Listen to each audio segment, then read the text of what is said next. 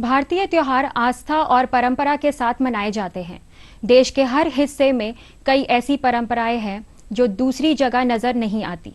नागौर के डीडवाना में भी दीपावली से जुड़ी एक परंपरा बरसों से कायम है। देखिए एक रिपोर्ट।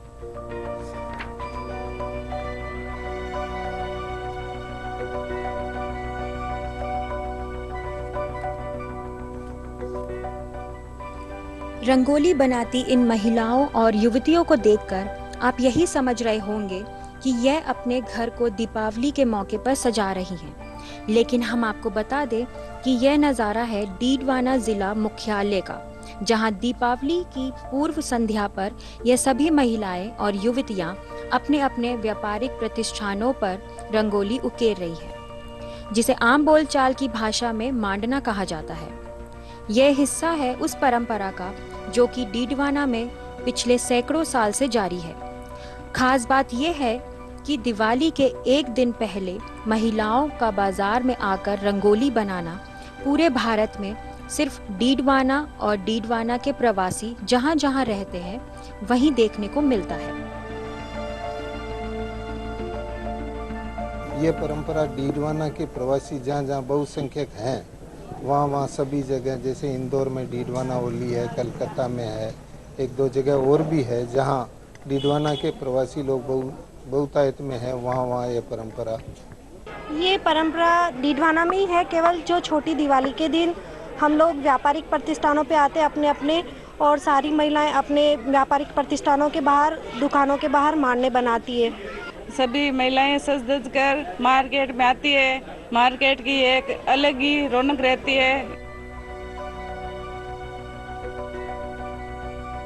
माना जाता है कि महिलाएं जब व्यापारिक प्रतिष्ठानों पर रंगोली बनाती हैं, इससे व्यापार में समृद्धि आती है।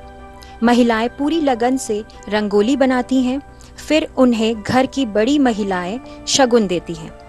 महिलाओं के मुताबिक ऐसी परंपरा उन्हें पहली बार उनकी सास से मालूम होती है, और जब भी दिवाली करीब होती है तो बेसब्री से इस दिन का इंतजार करती हैं।